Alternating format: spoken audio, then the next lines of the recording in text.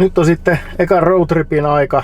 Pääsee testaamaan vähän noita ilmaisia superchargereita tässä samalla.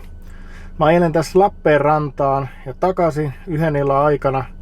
Mä käytän tämän reitin suunnitteluun tämmöstä ABRP, A Better Route Planner softaa, jota on paljon kehuttu tuolla sähköautofoorumeilla. Siinä pystyy laittamaan tosi paljon kaikkia asetuksia, auton mallin, akun lähtötasoon, se on nyt 96%. Sitten tänne pystyy syöttämään tämän kulutuksen, mä käytän nyt tuota referenssitasoa. Sitten kaikki, tosi paljon erilaisia muuttujia, mitä voitaisiin muuttaa, jotka vaikuttaa sitten kulutukseen.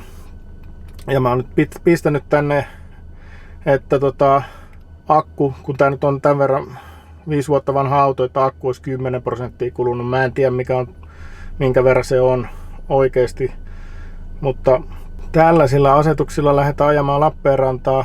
Tuosta nähdään, että ajomatka on 460 kilometriä ja siihen sisältyy 2 latausta, molemmat on Pyhtään superchargerilla ja 55 minuuttia menee yhteensä latauksiin.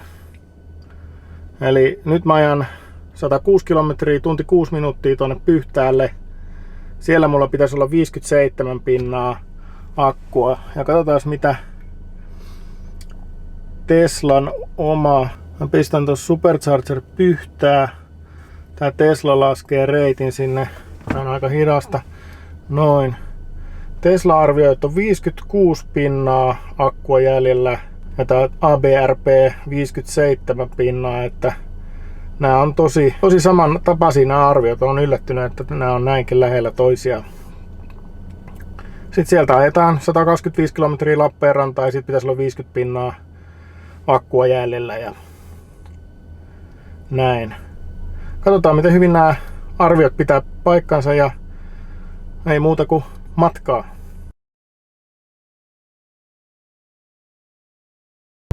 Nyt ollaan puolessa välissä ekaa etappia ja voidaan vähän tsekkailla, että miltä näyttää nämä tilanteet näissä appin ja Teslan välillä. Eli tämä ABRP-appi näyttää, että akkua olisi 75 pinnaa jäljellä. Tesla näyttää, että 78 pinnaa, eli tämä on pikkasen matalammalla kulutuksella nyt mennyt kuin mitä tämä appi arvioi. Ja edelleen tämä appi arvioi, että perille tullessa Pyhtäälle niin olisi 57 pinnaa akkua jäljellä, kun taas tämä auton oma navigaattori on nostanut sitä arviota jo 5% 63 pinnaa, että tällainen väliaikatsekki, eli jonkun verran pienemmällä kulutuksella ollaan nyt menty kuin mitä nämä kumpikaan tuossa aluksi arvioi. Ihan hyvä näin. Nyt tässä voisikin puolen välin kunniaksi napsauttaa oluen auki ja antaa auto ajella.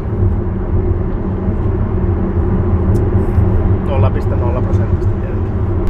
Pyhtään superchargerilla ollaan ja nyt pitäisi appin mukaan ladata 90%, jossa pitäisi tämän appin mukaan kestää 35 minuuttia. Että katsotaan miten hyvä arvio tää on. Tää Teslan supercharger-lataus on suht helppo toimitus. Mulla on tämmönen vanhempi auto, jossa ei ole tätä uutta latausliitintä. Mulla on tää vanha Type 2.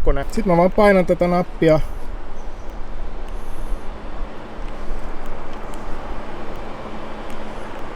No. Joku demoefekti tuli, ei ole laturilukku nyt tästä Tesla-napista, mutta that's it. Nyt se sitten latailee ja mun ei tästä tarvitse mitään maksaa. Ja nekin ihmiset, joilla on semmoset autot, jossa on maksullinen supercharger, niin ei tarvitse mitään muuta tehdä kuin lyödä tää laturijohto autoon kiinni ja sitten se velottaa Tesla-appin kautta suoraan automaattisesti luottokortilta sen latauksen.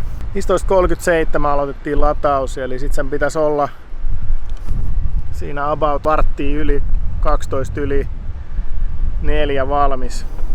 Katsotaan pitääkö appin arvio paikkansa. Mä lähden käymään tuolla takana näkyvällä ABC:llä. Tää on yksi näistä superchargingin varassa olemisen huonoja puolia, että siinä ei paljon valinnanvaraa ole, missä pysähdytään. Siellä pysähdytään, missä on superchargerit ja aika usein näissä on ABC vieressä. kymmenkunta minuuttia siihen alkuperäiseen arvioon ja 7% pitäisi vielä ladata autoa. Että aika lähelle se totuutta se meni. Se hyvä puoli tässä sähköautoilussa on, että täältä appista pystyy seuraamaan sitä latauksen kehittymistä. Ei tarvitse jäkittää siellä autolla. 6% vielä ja sitten mä voin jatkaa matkaa. Huono puoli tässä oli, että joutuu näin täydellä akulla lataamaan, niin se latausnopeus on niinku tosi hidas, 3-4 kertaa nopeampi silloin, kun varaustila on alhainen. Ja varti yli 4 ollaan 90%, että aika hyvin latausajan arvio piti kyllä kutinsa, että sitten jatketaan matkaa.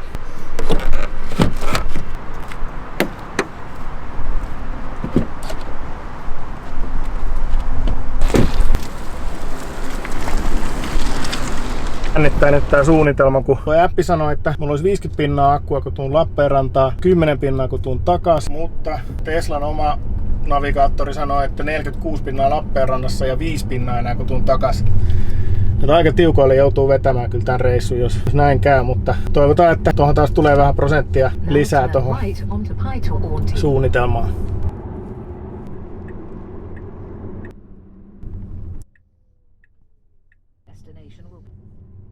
Me ollaan Lappeenrannassa, akkuakin jäi 54 pinnaa ja nyt se auto arvioi, että paluumatka sinne Superchargerille niin jättää vielä 13 pinnaa akkua. Ei mennyt ihan niin jännittäväksi onneksi kuin miltä se sieltä lähtiessä näytti. Voin lähteä levollisin mielin sitten kohta ajelemaan takaisin.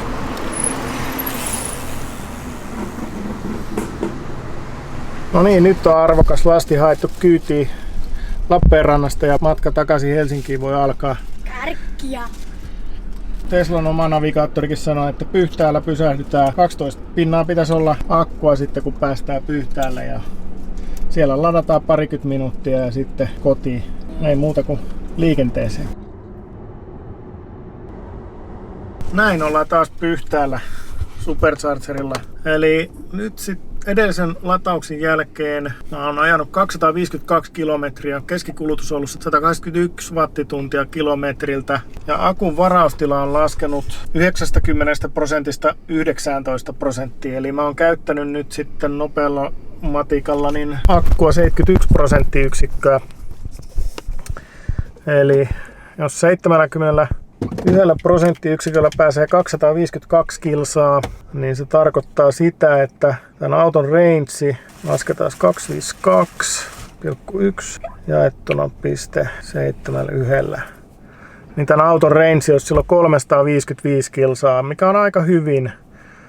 Tässä matkasta oli ehkä 40% 80 rajoitusta, 40% 100 rajoitusta. Ja sitten parikymmentä pinnaa motaria 120. Siellä oli kulutus merkittävästi korkeampi. Mutta näin. Sitten pariskymmenessä minuutiksi lataukseen ja matka jatkuu kohti Helsinkiä.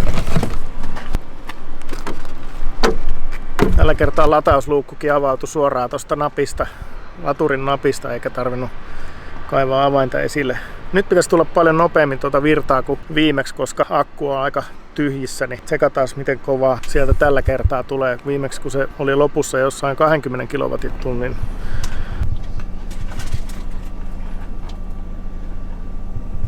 Nyt sieltä tulee tuommoista 90 kilowattia, että ihan jees. Ainakin lataustauko on nyt sitten ohi. Menikin vähän odotettua pidempään, kun lasten kanssa tulee aina yllättäviä käänteitä.